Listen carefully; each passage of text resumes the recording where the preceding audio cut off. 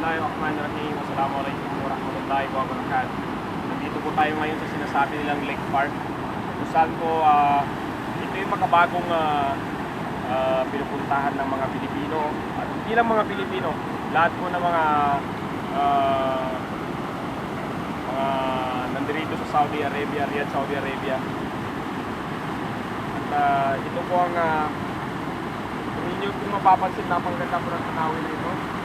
Mula rito hanggang doon sa may puno doon, nakikita po natin.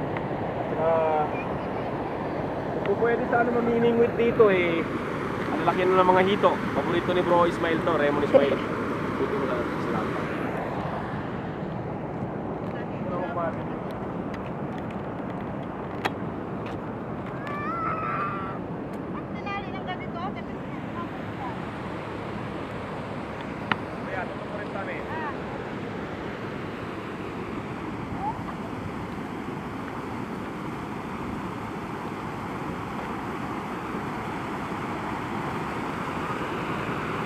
Ulitin po mga kapatid, dito po tayo ngayon sa Lake Park na kung saan lumalakad tayo ng magandang simoy ng hangin umaga-umaga.